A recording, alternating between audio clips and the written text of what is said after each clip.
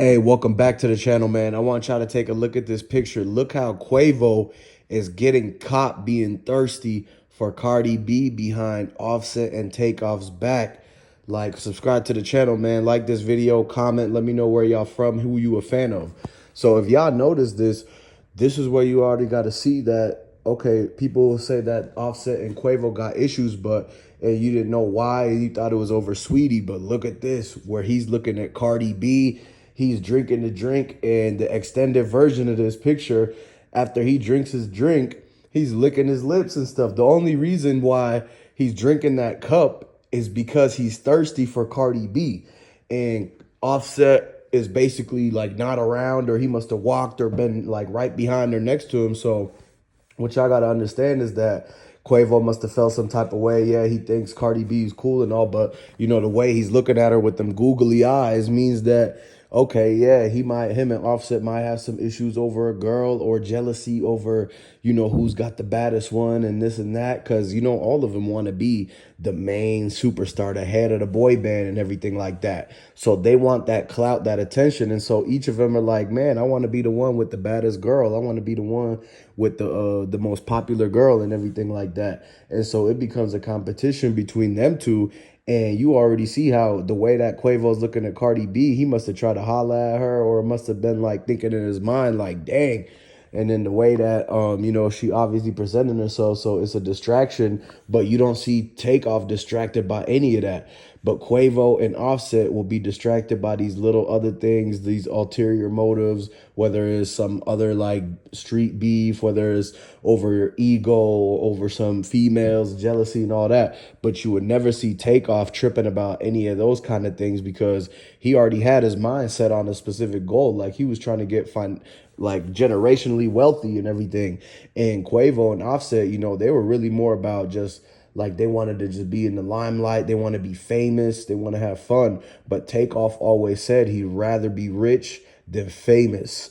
And so apparently Offset and Quavo didn't have that same mentality, because everything that they do, and they, you know, they in the news, they on the TVs and all that, right, is basically for fame. And so they're not really trying to get like generationally wealthy like Takeoff was trying to do.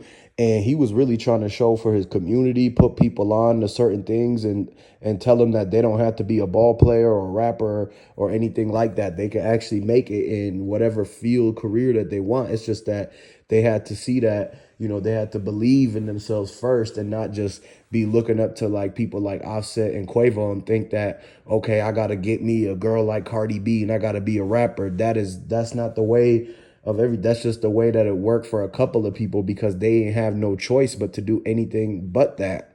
And so see, for a lot of people out there, they got the opportunity. They still young. They still got the chance to really do whatever they want. If they want to learn something new and then make millions of dollars based off that, start businesses and then invest in multiple things, they could still do that. But Offset and Quavo, it was already so far down the line for them that they were like, okay, the only options we have is this. And then after that, once they get the, you know, once the money starts coming in and they become popular and people start liking them and they're going to parties every day, having fun and all that, the fame gets to them. And then the fame makes it to where they want to be more famous than each other. And so that's where the issue goes with, oh, they're trying to go after the same female. They want to have that celebrity relationship and be talked about on E! News and MTV and all that stuff. But Takeoff, he kind of stayed out the way and was really getting his money right, because if you think about it, Takeoff didn't have to spend all this money on this side chick and that wants a Birkin bag, and they want, you know, diamonds every day and Cinderella slippers and like all of the designer from head to toe, right?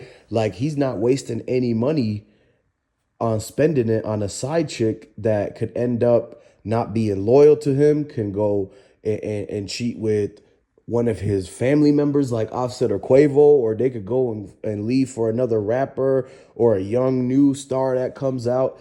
all of that stuff is just temporary. Basically, it's temporary. It's not going to bring the happiness, like for sure, unless you trying to start a family and have kids and have a wife. And Takeoff could have been trying to start a family and everything like that. Whereas if you look at Quavo, like, he just want to have fun with Saweetie and a couple other people, but he's not really trying to sit down and have that family to spend his generational wealth on and transfer it to his kid and his kid's kid, to where they don't have to be rappers no more.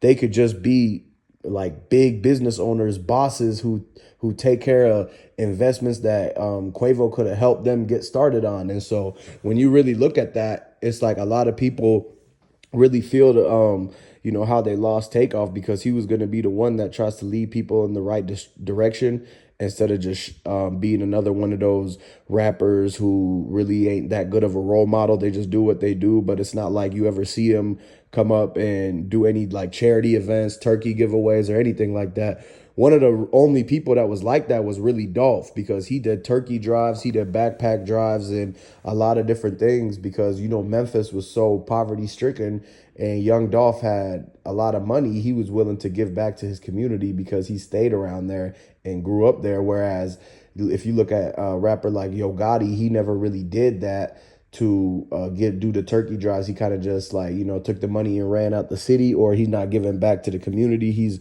giving it to somebody else, some higher up somewhere else, some other company who's going to do whatever for him to flip his bread, instead of going back and buying up the places where he stayed at and helping families pay their bills and everything like that.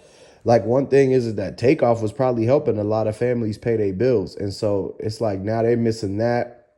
Not only that, but all the kids who looked up to Takeoff and was like, oh man, I like the way he moves. He's very business minded, and he's not trying to get all into all this drama and whatnot. And see, now it's like the people who are into all the drama and into the fast life and everything, they're the ones who ended up screwing it over for Takeoff. Because if you look at everybody that went to that J Prince Jr. party, even J Prince Jr. himself, he's all about that fast life. He's trying to hang out with rappers, so he's trying to be famous. He's really clout chasing. If you're trying to hang out if you're not really like, if you're just going to a party, you want to hang out with all these rappers, you want to make them check in, it's almost like you want to have these rappers around you, and then the footage comes out and the Instagram videos come out where like they're forced to shake up with him and they have to check in with the mob ties and everything like that. So it's really just like he was clout chasing to get attention from all the rappers, so he can make more rappers check in and make them pay for security and everything like that. So it's a method to the madness on that end. But really, that all is involved in the fast life and the street life, and that don't really get you far in anything. At the end of the day, to put food on the table and to keep the lights on, these dudes have to rely on somebody that has to do the business around there. So when they need money, they go look up to Jay Prince Sr.